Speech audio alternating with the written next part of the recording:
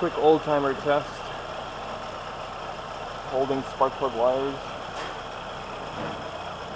If you get zapped, it's time for new wires.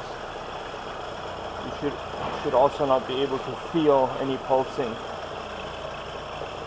Pulsing as in the spark rushing through the wire. If you feel pulsing, you have a secondary problem.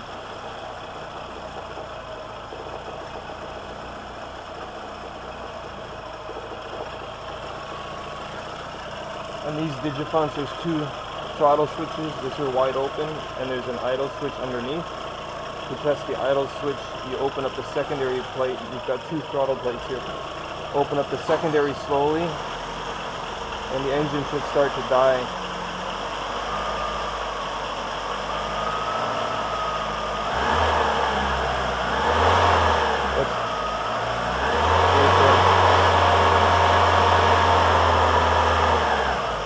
Fuel shut off.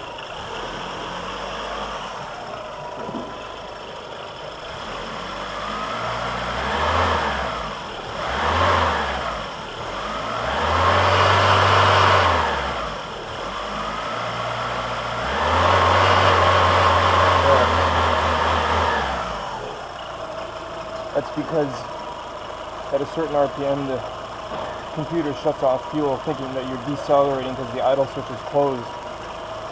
To test it wide open, you have to hold the primary plate open,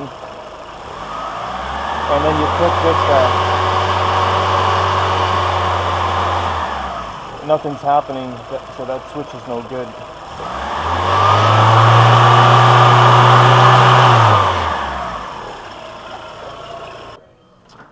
Testing while running is a quick, easy way, but you can also use a ohm meter. I have a generic connector here.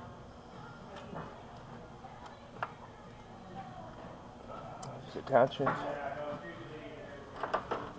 Then attach your ohm leads, multimeter leads. Got idle, there should be continuity. Part throttle, no continuity. And wide open throttle. When this switch closes, there should be continuity, and you can see there is none. The switch is clicking, but it's not doing anything. So we're going to replace the switch.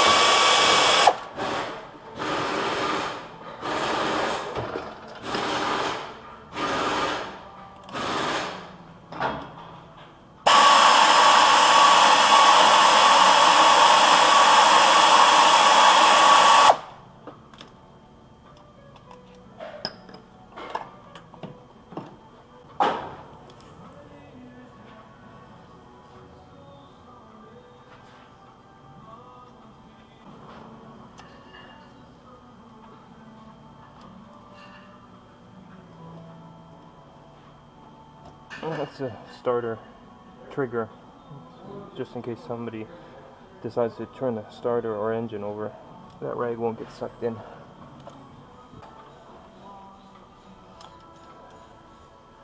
That's the wide open switch. It's on the top. Closed throttle switch on the bottom.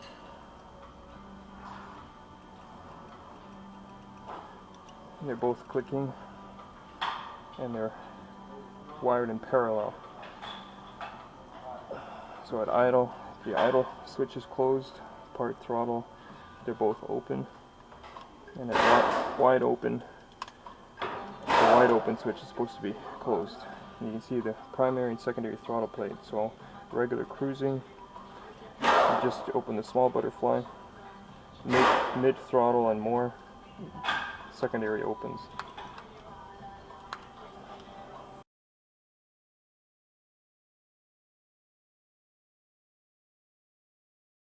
Goes to show you, it's been a while since I replaced one of these. It comes with all the brackets.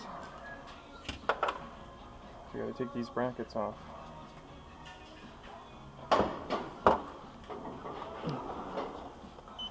As with anything, you want to test it first, so make sure it's good.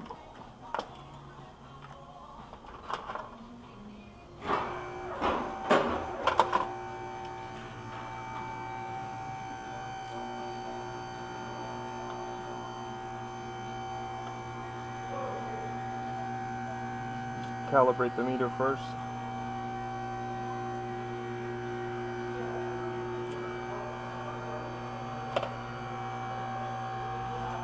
Right now both switches are open, so there's no continuity. This is the idle switch. If I push it down, it should go to 0, which it does. If I push the wide open switch, it should also go to 0, which it does.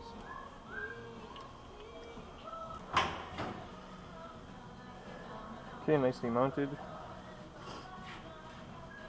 You can hear it clicking as I go off idle. And when it go past 3/4,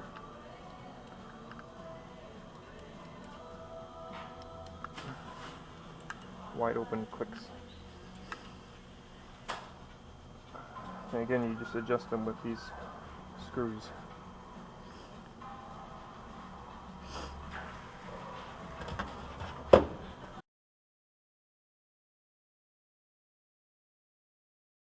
I'm not sure why my camera quit running here or recording. I was showing the operation of the new switch in the shop, and then I noticed my light on the camera wasn't on or flashing, so I'll do it again. So both switches are new, obviously, and adjusted. You want to have the idle switch open. It's got continuity right now, so you want it to open up just past 0.004 of an inch. I think this one's set to about 6 thou. So if I open up the idle speed with the primary throttle plate, again, this has 2 throttle plates. If I open it up, the switch is now open.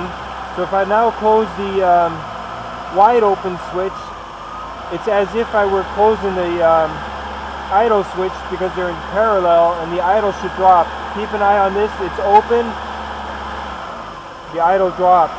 So that's fuel shut off. And it didn't do that before. So that wide open switch is now working. To test the idle switch, you open up the secondary just a little bit.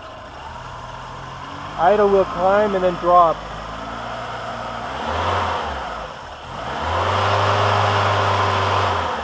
You gotta find the sweet spot, because if you go past 2300 RPM or 2500, it ignores the switch.